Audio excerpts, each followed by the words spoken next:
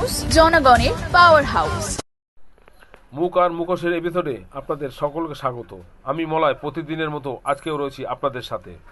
নদিয়ায় এক জনসভায় দাঁড়িয়ে বিএসএফের বিরুদ্ধে তীব্র ধিক্কার জানালেন মুখ্যমন্ত্রী মমতা বন্দ্যোপাধ্যায়। ঠিক তখনই নদিয়ার ভীমপুর থানায় ঘটল অন্য ঘটনা। পুলিশকে গাছে বেঁধে রেখে বেধড়ক প্রহার করল ক্ষুব্ধ জনতা। মুখ্যমন্ত্রী মমতা বন্দ্যোপাধ্যায়ের বক্তব্যের বিরুদ্ধে কি বললেন বিজেপি রাজ্য সভাপতি সুকান্ত মজুমদার, আর কি বললেন বিরোধী দলনেতা শুভেন্দু অধিকারী। ছাত্র যৌবন ছাড়া কেউ কোনোদিন এগোতে পারে না। আমি তাই তো শিখিয়ে যাচ্ছি, জয় বাংলা, এগিয়ে বাংলা, বাংলা এগিয়ে যাবে। আর ভারতবর্ষে সবাইকে ভয় দেখিয়ে জেলে পুরে দিলেও আমাকেও যদি জেলে পড়েন, আমি জেল থেকে ফুটো হয়ে বেরিয়ে আসব। আমাকেও যদি জেলে পড়েন, আমি জেল থেকে ফুটো হয়ে বেরিয়ে আসব। আমাকেও যদি জেলে পড়েন, আমি জেল থেকে ফুটো হয়ে বেরিয়ে আসব। জেল ফুটো করে বেরিয়ে আসে সেই সমস্ত কয়েদিরা তাদেরকে পলাতক বলে, যারা এখন পুলিশের চোখে ধুলো দিয়ে জেল ফুটো করে পালিয়ে আসে। তো মমতা বন্দ্যোপাধ্যায় এসব 2 নম্বরিতে তো ওস্তাদ, এই 2 নম্বরই কথাবার্তা বলাতে ওস্তাদ, করাতে ওস্তাদ, এই 2 নম্বরই কথাবার্তা বলবে। এখন কাকে অ্যারেস্ট করবে না করবে জানি না, তবে পাশের রাজ্যে হয়েছে, এই রাজ্যের মানুষ আশায় বুক বাঁধছে, দেখা যাক। শেখ শাহজাহান নিয়ে আমার কিছু বলার নেই, তিনি একজন আমাদের দলের নেতা। এবার শাহজাহান যে ওইখানে ওই এলাকাতে ছিল এটাই তো কোথাও দেখা যায়নি। আমার কথা হচ্ছে শাহজাহানের দোষটা কি? না, শেখ শাহজাহান খুব ভালো লোক, সমাজসেবামূলক কাজ করেছে, এই সমস্ত মানুষকে পুরস্কার দেওয়া উচিত। মমতা বন্দ্যোপাধ্যায়ের উচিত একটা বঙ্গবিভূষণ দেওয়া, সাথে সাথে দেবাংশুকে একটা বঙ্গবিভূষণ দেওয়া উচিত, এই এত সুন্দরভাবে শেখ শাহজাহানের ভূমিকাটাকে ব্যাখ্যা করার জন্য। মনে রাখবেন, নির্বাচনে জেতার জন্য সবাইকে জেলে পুরছেন, আমাদের সবাই চোর আর আপনারা সাধু। কোটি কোটি টাকা খরচা করে গ্যাসের দাম বাড়িয়ে, রেশন বন্ধ করে দিয়ে, 100 দিনের কাজের টাকা না দিয়ে, বাংলার ঘর করতে না দিয়ে, রাস্তা তৈরির টাকা না দিয়ে চোরেদের জমিদার, জোরদার, চোরের মায়ের বড় গলা। ভুয়ো সে মাস্টারমশাই পরীক্ষা দিয়ে আসেনি, পার্থ চট্টোপাধ্যায়ের বান্ধবীর খাটের তলায় টাকা দিয়ে এসছে। আর আপনার ছেলে পেয়ে পড়াশোনা পারছে না, স্কুল থেকে আসছে কোনো কিছু উত্তর দিতে পারছে না, আপনি ছেলেকে ঠাস ঠাস করে মারছেন। কি পড়ছে স্কুলে গিয়ে? আরে থাপ্পড়টা যদি মারতে হয় মমতা বন্দ্যোপাধ্যায়ের গালে মারুন, কারণ সে আপনার শিক্ষা ব্যবস্থাকে ধ্বংস করেছে। Absolutely shameful and just shows the depths to which the BJP can sink to. This is a party that disrespects women.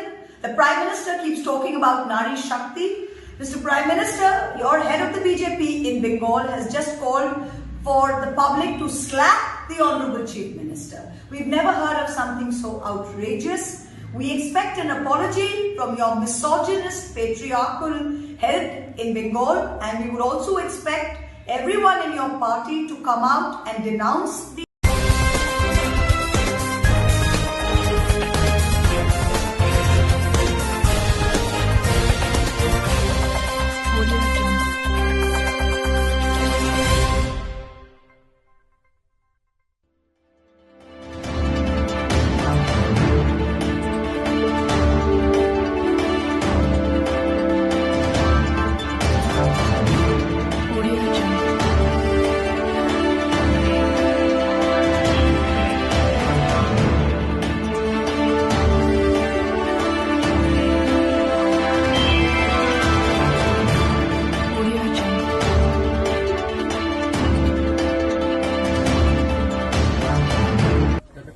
মুখ্যমন্ত্রী বলেছেন যে বিএসএফ আই কার্ড দিচ্ছে, আপনারা নেবেন না, হলে এনআরসি চালু। মুখ্যমন্ত্রী খুব ভয়ঙ্কর রাষ্ট্রবিরোধী কথা বলেছেন মুর্শিদাবাদে। এই মুখ্যমন্ত্রী বলছেন 200% কাজ হয়ে গেছে, ভর্তি কাজ। পশ্চিমবঙ্গে কারো কোনো সমস্যা নেই, কন্যাশ্রী, রূপশ্রী, অমুকশ্রী, তমুকশ্রী, জন্মালেই শিশু সাথী, মরিয়া গেলে সমবাতি, কাঠ, পুরানো কাঠ টাট, কবরস্থান সব দিয়ে দিয়েছেন। কোনো কোথাও বাকি নেই, কোনো বেকারও নেই, কেউ কিচ্ছু নেই। পারছে আর নতুন করে একটা বিএসএফ এর কার্ড দিচ্ছে, যেটা তারা দিতে পারে। দেব না, বিজেপির প্ল্যান আছে এনআরসি করবার ভোটের আগে। আর কে নামে মিথ্যে কথা বলছে? ক্যাটা কি? মতুয়ারা নাগরিক নন? আমরা সবাই নাগরিক। আপনি তো রেশন পান, আপনার তো বাড়ির ঠিকানা আছে, আপনার ছেলেমেয়েরা পড়াশোনা করে, আবার কিসের জন্য প্রয়োজন নতুন করে? এগুলো ওদের রাজনৈতিক চাল। এই চালে বিশ্বাস করবেন না, কারণ এইসব করে আপনাদের আইসোলেটেড করতে চায়। বর্ডারে বর্ডারে বিএসএফ এর অত্যাচার বাড়ছে, আর নতুন করে একটা বিএসএফ এর কার্ড দিচ্ছে, যেটা তারা দিতে পারে না।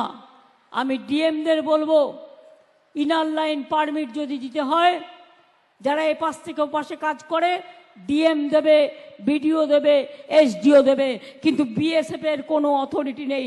তার কারণ স্টেট গভর্নমেন্টে ওরা কেউ নেই, নয় ওদের বর্ডার পাহারা দেয়া কাজ। পুলিশের অভিযোগ হয়েছে, পুলিশের পদক্ষেপ পুলিশ কিছু করবে না। পুলিশ যদি করতো সকাল থেকেই আপনারাই দেখাতেন, ফরেন্সিক হচ্ছে, পুলিশ কুকুর এলো, পুলিশ কিছু করবে না। মিস্টার ধৃতিমানকে ভাইপো এখানে পাঠিয়েছে মেদিনীপুর সিট রিকভারি করার জন্য বিজেপির কাছ থেকে। ইটস অনলি ওয়ান এজেন্ডা, বিজেপির কাছ থেকে এই সিট কাড়িয়ে নাও আর টাকা তুলে ভাইপোর কাছে পাঠাও। বালি থেকে সব নদী ফাঁক করে দিয়েছে, কোন নদীর চিত্র নেই। কাঁসাই থেকে শুরু করে তার যত শাখা নদী আছে সমস্ত ধ্বংস করে দিয়েছে এই পুলিশ বালি তুলে। আর সাথে সাথে যেহেতু বর্ডার দিয়ে গরু পাচার হয় না, আপনি দেখবেন ঝাড়খণ্ড থেকে গরু হাঁটা শুরু করে, পুরো পশ্চিম মেদিনীপুর দিয়ে উলবেড়িয়ায় নিয়ে যায়, উলবেড়িয়াতে ভুটভুটি করে ওপাশে নূরপুরে নিয়ে যায়, মানে ডায়মন্ড হারবার, সেখান থেকে জলপথে বাংলাদেশে সব গরু পাচার করছে।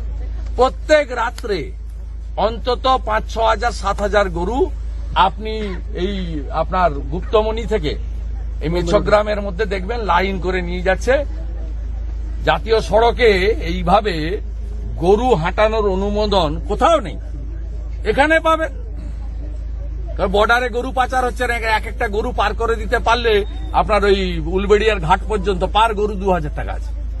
হিসাব করুন কত কোটি টাকার খেলা মাসে চলেছে।